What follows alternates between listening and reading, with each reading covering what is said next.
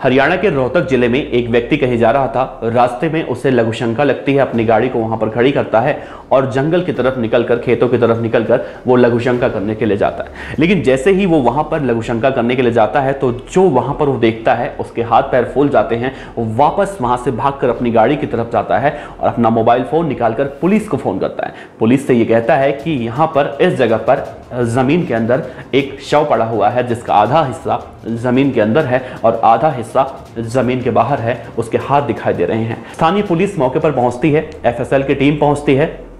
Police वाले खोदकर उस शव को बाहर निकालते हैं, जिसे देखकर पुलिस वालों के भी रोंगटे खड़े हो जाते हैं। उसके बाद उस महिला की पहचान होती है, घर वालों को सूचना दी जाती है, फिर मालूम चलता है कि वो लड़की कौन है। नमस्कार, आप देख रहे हैं बीडीएफ न्यूज की क्राइम सीरीज खलनायक, जिसमें हम आपको सुनाते हैं अपराध जगत की खबरें। तो कौन थी ये लड़की जिसकी बहुत ही निर्मम तरीके से हत्या करके जमीन में उसके शव को गाड़ दिया गया था? बताएंगे आपको, इस वीडियो के अंत तक बने रहिएगा, विस्तार से आपको पूरी जानकारी हम यहाँ पर देंगे। जब पुलिस वहां पर पहुंचती है तो देखती है कि जमीन के अंदर एक शव पड़ा हुआ है और उसका हाथ बाहर की तरफ निकला हुआ है। यह देखकर किसी के भी रोंगटे खड़े हो जाएंगे। वो व्यक्ति भी वहीं पर रहता है, वो भी अपनी पूरी कहानी बताता है कि कैसे कैसे क्या हुआ, कैसे कैसे मैंने देखकर सिर्फ आपको फोन किया। उसके बाद हवलदारों की मदद से उस जगह को और खोदा जाता है, उस शव को बाहर निकाला जाता है। लाश को देखकर, शव को देखकर जो भी वहां पर था वो थर्रा गया, क्योंकि 11 दिनों से वो लाश वहां पर पड़ी हुई थी, जिसका बहुत ज़्यादा हिस्सा जो है सड़ चुका था। उस शव को पहचानना काफ़ी मुश्किल लग रहा था, लेकिन फिर भी ये देखकर तो लग रहा था कि किसी लड़की की लाश है और उसके आधे हिस्से पर कपड़े थे और आधे हिस्से पर कपड़े नहीं थे। तो ये आशंका जताई जा रही थी कि हो ना हो इस लड़की के साथ दुर्व्यवहार हुआ होगा और उसे मारकर यहाँ पर गाड़ दिया गया होगा। लेकिन पुलिस जब जांच को अपने आगे बढ़ाती है, आसपास के लगे जो वहां से सीसीटीवी कैमरे हैं उन सब की फुटेज को चेक करती है, तो काफ़ी मशक्क़त के बाद पुलिस को ये मालूम चलता है कि ये लड़की दिल्ली की रहने वाली है और ये इसका नाम संगीता बताया जा रहा है। संगीता उसका नाम मालूम चलता है, जो कि यूट्यूब चैनल चला के अपने परिवार का गुजारा करती है, अपने घर वालों का पेट पालती है। लेकिन जब इस तहकीकात को आगे बढ़ाया जाता है, घर वालों को सूचना दी जाती है, तो जो कहानी निकल कर आती है वो ये आती है। घर वाले कहते हैं कि करीब 11 दिन पहले इसका अपहरण हुआ था या फिर ये कहीं गायब हो गई थी, जिसकी गुमशुदगी की रिपोर्ट भी स्थानीय पुलिस थाने में दर्ज कराया था घर वालों ने। लेकिन जैसे जैसे जानकारी पुलिस आगे अपने जांच के दायरे को आगे बढ़ाती है तो मालूम चलता है कि इसके साथ ही थे दो जो इसी के साथ, लड़की के साथ उसके यूट्यूब चैनल में काम किया करते थे और वो भी उसका सहयोग करते थे। लेकिन जब से ये लड़की गायब हुई है तब से उन दोनों का भी कोई पता ठिकाना नहीं मालूम चल रहा है। तो पुलिस को ये शक है कि हो ना हो इन दोनों का भी हाथ उसमें हो सकता है। हालांकि पुलिस वाले अभी इस शव का जो है पोस्टमार्टम करा रहे हैं। पोस्टमार्टम के बाद ये कुछ कहना तय हो पाएगा क्या उस लड़की के साथ दुर्व्यवहार हुआ है।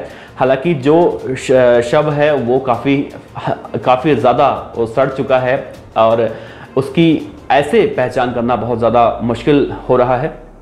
लेकिन शरीर पर चोट के निशान जरूर दिखाई दे रहे हैं। कपड़े भी अगर उस शव के ऊपर आधे हैं, आधे हिस्से पर कपड़े नहीं है, तो हो ना हो इसकी आशंका तो जरूर जताई जा रही है कि उस लड़की के साथ कुछ गलत तो जरूर हुआ है।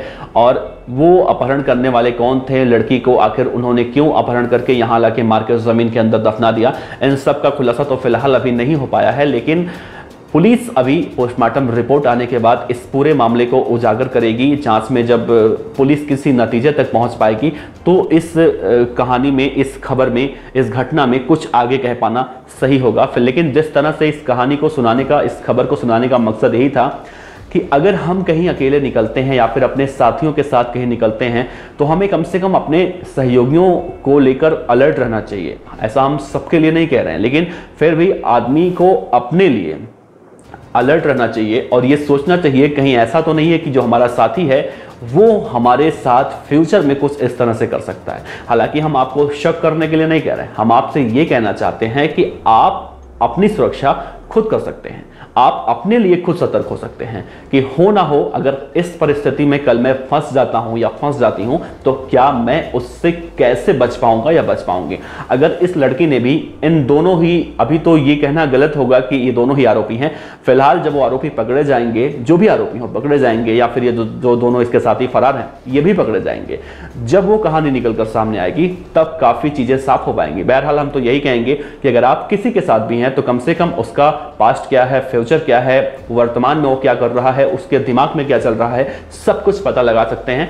तभी आप अच्छे से सतर्क होकर इस अपराध की दुनिया में, जहां रोजाना अपराध हो रहा है, दिल्ली एनसीआर जैसे बड़े बड़े शहरों में अपराध हो रहा है, वहां पर हम अच्छे से रह सकते हैं, सुरक्षित रह सकते हैं। बहरहाल आपको क्या लगता है, क्या उस महिला की हत्या इसलिए की गई थी कि उसके पीछे कुछ विवाद रहा होगा यूट्यूब चैनल चलाने को लेकर, या फिर दुष्कर्म एक वजह हो सकता है? आखिर दुष्कर्म के पीछे हम इसलिए कह रहे हैं क्योंकि उस लड़की के शरीर पर कपड़े नहीं थे, आधे हिस्से पर कपड़े थे, आधे हिस्से पर कपड़े नहीं थे, और उसे दिल्ली से अपहरण करके हरियाणा क्यों ले जाया गया, हरियाणा में ले जाकर उसकी हत्या क्यों की गई? इन सब सवालों से, इन सब राजों से पर्दा तब उठेगा जब पुलिस की इन्वेस्टिगेशन पूरी हो जाएगी, तब हम आपको इस मामले में जरूर अपडेट देंगे। आप बने रहिए BDF न्यूज के साथ। अंत में हम यही मैसेज देंगे कि अपराध करना तो बहुत बड़ा जुर्म होता है, अपराध करने से बचें और खुद अपने आप को सतर्क कैसे रखना है, अपने आप को सुरक्षित कैसे रखना है, ये हमारे हाथ में है कि हम कैसे अपने आप को सुरक्षित रह सकते हैं। बहरहाल आप देखते रहिए BDF न्यूज। आपका बहुत बहुत शुक्रिया। इस खबर पर आप अपनी कीमती राय जरूर रखें। आपका बहुत बहुत शुक्रिया, धन्यवाद।